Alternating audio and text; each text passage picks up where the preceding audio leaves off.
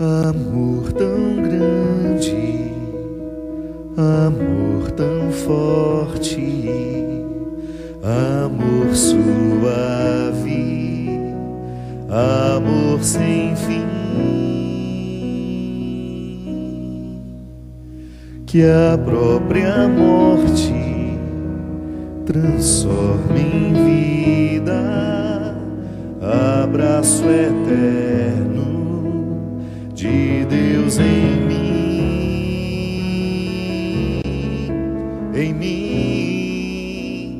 nem as torrentes das grandes águas conseguirão apagar este amor, pois suas chamas são fogo ardente, mais do que a morte, é tão forte esse amor.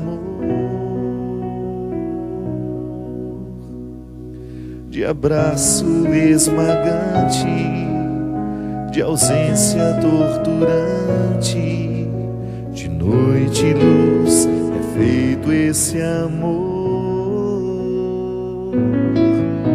De dor incomparável, consolo inestimável, de vida e cruz é feito esse amor.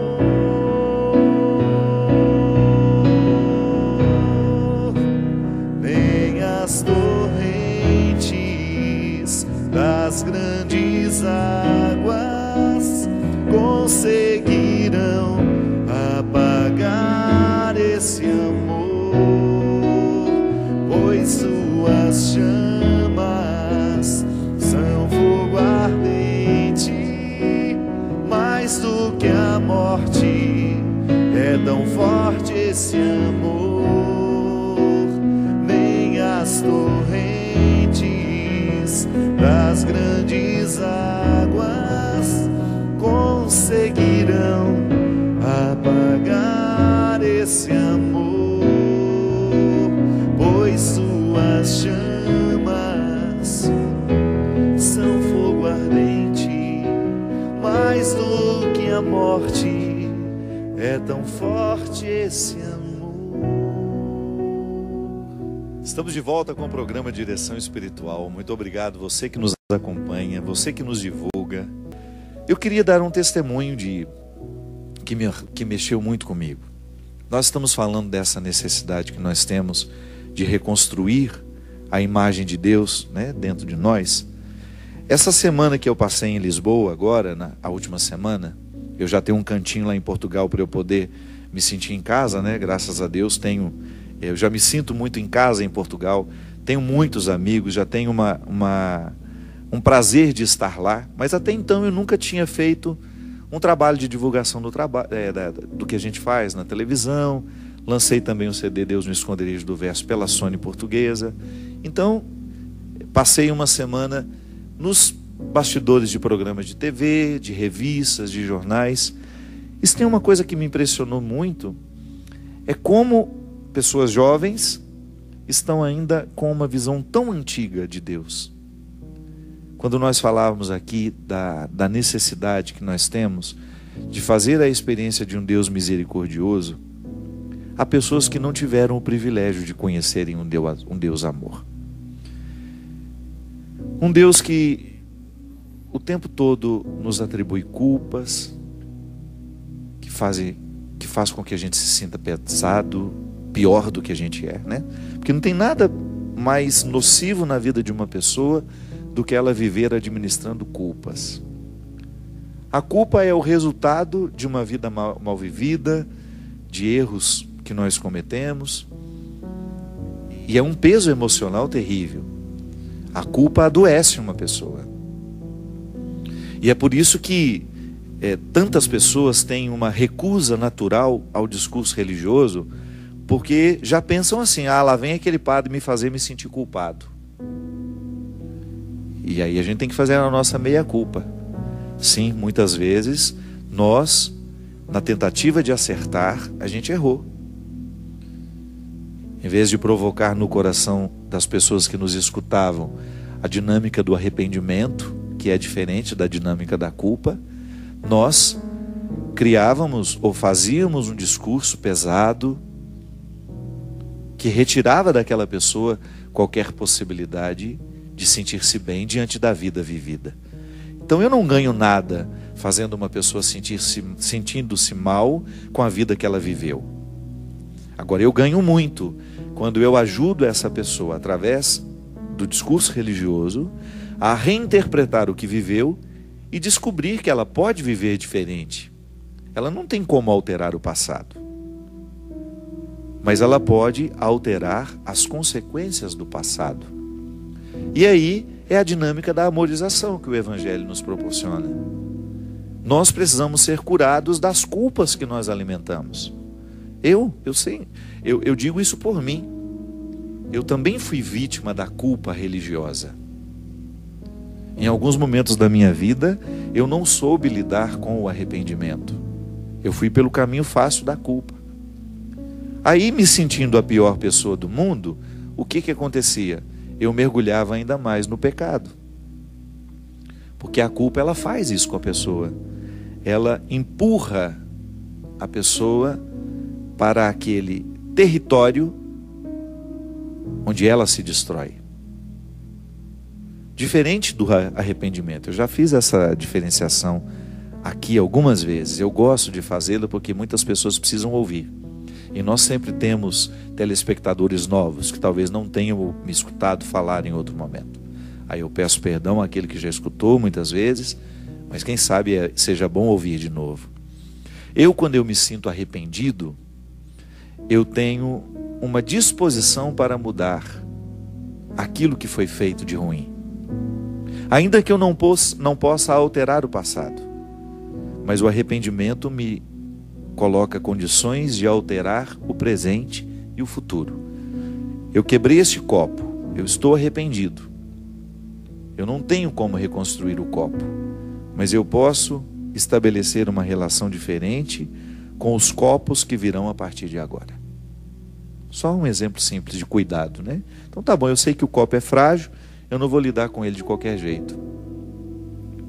Pego a fragilidade do copo e passo para refletir a minha. Eu sou uma pessoa frágil. Eu sei exatamente que, se ficar exposto a um determinado tipo de situação, o diabo faz a festa em mim. Então eu prefiro não me expor àquelas situações. Mas e se é ficar alienado? Não. É ficar dentro daquilo que eu sei que é melhor para mim. Eu não tenho necessidade de me expor a determinadas situações que eu sei que falarão alto demais e que poderão muito bem me retirar do meu eixo. É igual um padre que quer viver a castidade. Nem todo mundo nos atrai. Mas de repente eu posso estar diante de uma pessoa que provoca em mim um sentimento, ela pode ter sobre mim uma influência que desperte no meu coração, no meu cérebro, né? E no meu corpo, porque é uma reação física também, um interesse diferente do que eu tenho pela outra pessoa. O que eu vou fazer? Eu vou estabelecer um vínculo mais próximo com essa pessoa? Então me desculpe, se eu quero ser como é que chama isso? Um homem justo comigo, com a minha escolha, se eu quiser preservar a minha vida celibatária, eu tenho que tomar todos os cuidados para que esta pessoa não esteja além do território que eu posso permitir. Uma questão de honestidade. Mas não é só do padre, não. O homem casado, por exemplo. Um homem casado que quer ser fiel à sua esposa vai saber direitinho lá no ambiente de trabalho quais são as mulheres que lhe provocam um sentimento diferente. Ou uma sensação diferente. Se ele avança e permite que aquele vínculo vá se estreitando, ele está abrindo as possibilidades para uma transgressão.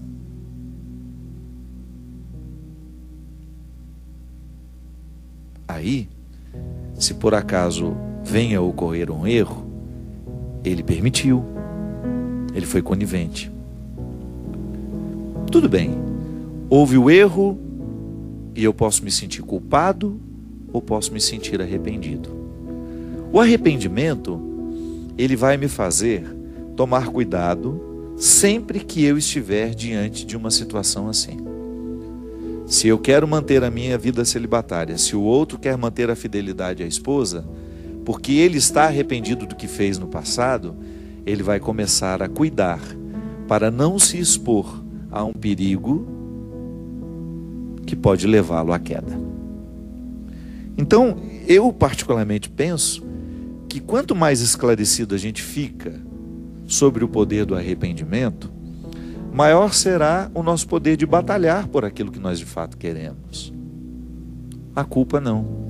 A culpa vai me mergulhar numa tristeza, e mergulhado nessa tristeza eu vou perdendo a capacidade de tomar iniciativas, e aí eu vou repetindo os erros, repetindo os erros. Pois é, minha gente, nós estamos falando de uma dinâmica humana que passa também pela dinâmica religiosa. Porque nós aprendemos a ser gente também a partir de conceitos religiosos.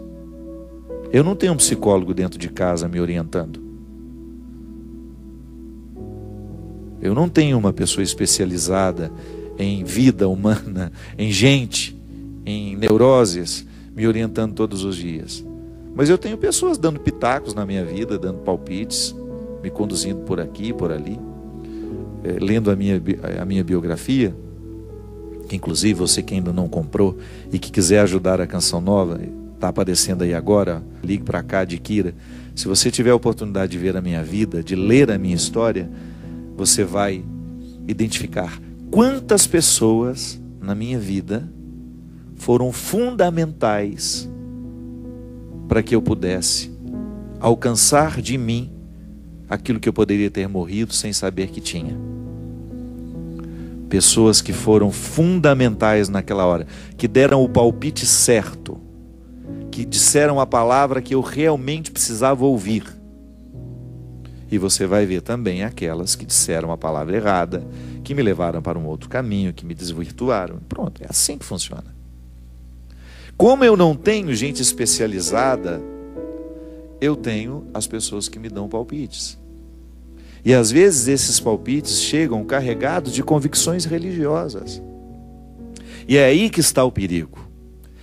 Porque se essas convicções religiosas são estabelecidas a partir do que a pessoa tem de pior, e jogou tudo isso para Deus, a pessoa é mesquinha. É claro que ela vai achar que Deus é mesquinho também. A pessoa tem dificuldade de ser generosa. É claro que ela vai achar que Deus também sofre do mesmo defeito. A gente precisa tomar muito cuidado, porque às vezes nós criamos um Deus de acordo com as nossas neuroses. E aí nós julgamos isso para o outro. Aí eu estava dizendo, lá em Portugal, volta ao assunto, esse preâmbulo todo para dizer, eu encontrei tanta gente machucada por essa compreensão. Inclusive, uma das últimas entrevistas, a Carla, a menina que me entrevistava, ela tinha uma compreensão tão desatualizada da igreja que chegava a ser cruel para ela. Falou, minha filha, esse Deus em que você acredita, ele não existe. Esse Deus que você acredita, de fato, ele não merece nem o nosso respeito. Preste atenção no Deus que Jesus ensinou. Vá direto às fontes. Infelizmente, as pessoas que tiveram influência sobre você, lhe apresentaram a um Deus cruel. É caricato isso daí. Deus não é assim. Tantos traumas, minha gente, tanta gente machucada, tudo em nome de Deus. Pessoas que foram a um confessionário tentando encontrar um consolo, uma palavra que pudesse ajudar a reconstruí-las, literalmente enxotadas de lá. Isso aconteceu muito. Graças a Deus, nós temos tido uma mudança considerável, Uma onda de misericórdia tomando conta dos líderes religiosos. a gente tendo coragem de apresentar um Deus amoroso. Eu vejo o movimento lindo que o Dunga criou, o PHN, uma juventude que já está liberta deste Deus tirano, de um Deus que senta no chão com a gente, que retira a droga do nosso bolso, que nos convence de que não vale a pena. O empenho do Dunga, desde quando eu conheço esse menino, é este. Tinha cara de moleque quando o via a primeira vez, não é, Cristian? Já fazia um trabalho assim, reconstruir Deus no coração da pessoa. É missão dele. O Dunga faz um trabalho de 1000 padres. Ele só não celebra os sacramentos. O Dunga tem uma oportunidade feliz demais de colocar no coração da pessoa, dessa juventude que acredita nele, que vai a Deus através dele, que acredita em Deus porque acredita no Dunga, porque isso é humano, né?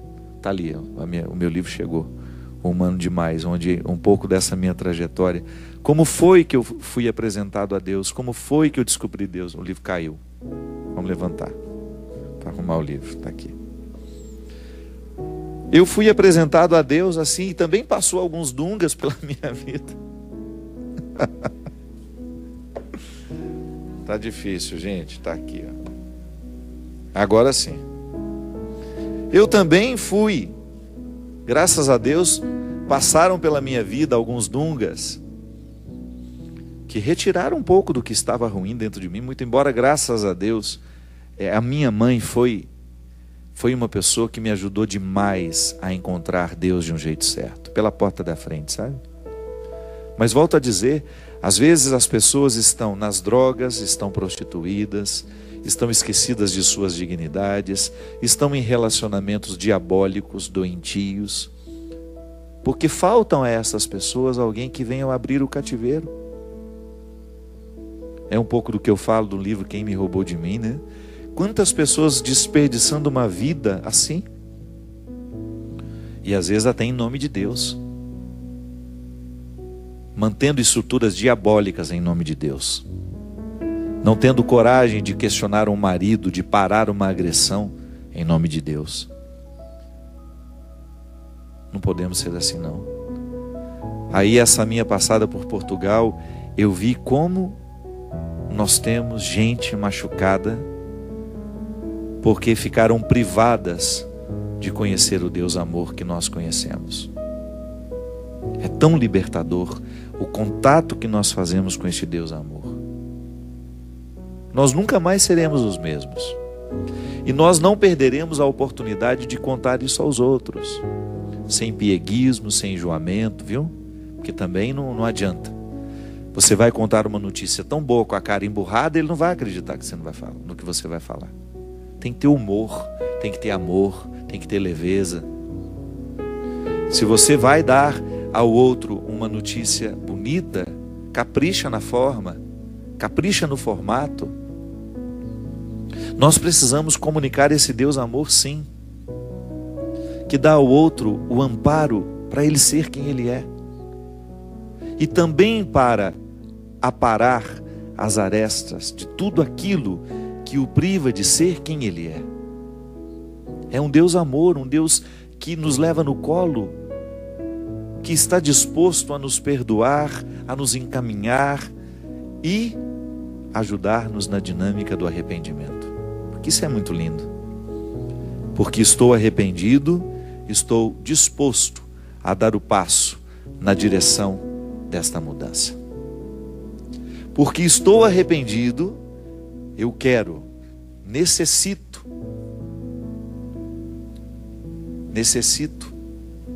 dar continuidade ao que o arrependimento me propõe. Talvez seja para nós isso. Pode ser que eu esteja falando para outra pessoa, mas pode ser que seja para mim também. Há tantas coisas dentro de mim que ainda são culpas, que ainda não são arrependimentos, e talvez por isso eu não mude. Talvez por isso eu ainda não tenha alcançado um resultado melhor. Pode ser que eu ainda esteja mergulhado em muita culpa. Pode ser que eu ainda não tenha me perdoado de muitos erros cometidos. Pode ser que você esteja aí amargurando-se, infeliz, porque se sente mais culpada do que deveria.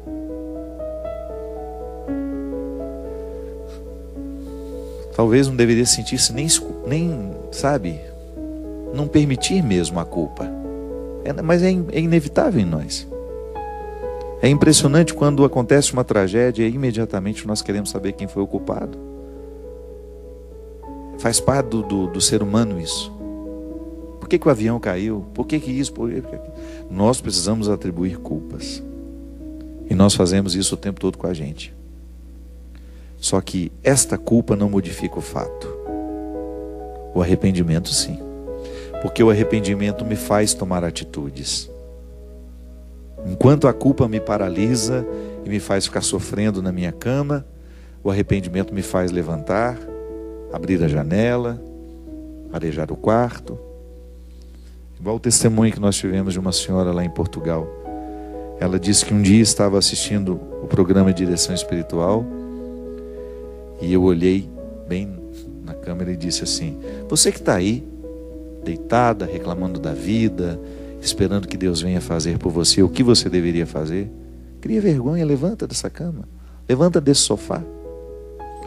E ela olhou para o lado, esse padre está falando comigo, e levantou, e a vida dela nunca mais foi a mesma. Foi um testemunho que nós recebemos lá, lindo, uma senhora feliz, cheia de vida, que naquele momento estava cheia de tristezas, angústias, depressões e culpas. Mas ela levantou, deu um jeito de reconciliar-se consigo mesma. Os problemas continuaram, mas ela estava ali, disposta a enfrentá-los.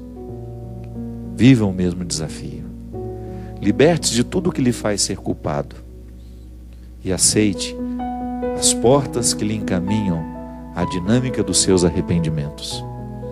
Porque arrependido estando, você pede perdão, você procura o que precisa ser procurado, você muda a atitude. Tudo porque sabe que se essa mudança é realizada, o arrependimento atinge o seu ponto final, o seu resultado. E nenhuma culpa fica para contar a história. Porque depois que o coração está arrependido, todas as culpas, as mágoas, os ressentimentos são naturalmente varridos pela misericórdia de Deus.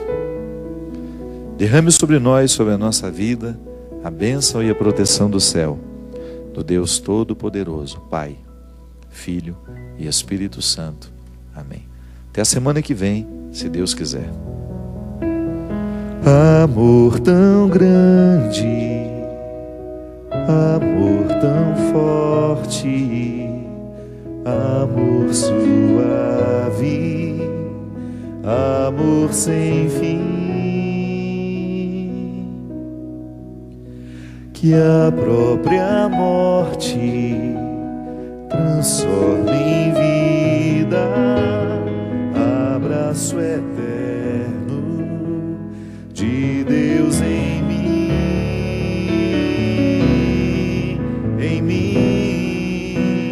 nem as torrentes das grandes águas conseguirão apagar esse amor, pois suas chamas são fogo ardente, mais do que a morte, é tão forte esse amor, nem as torrentes das grandes águas conseguirão apagar esse amor. Sei que os que confiam no Senhor revigoram suas forças se renovam. Posso até cair ou vacilar, mas consigo levantar, pois recebo dele asas, e como águia me preparo pra voar.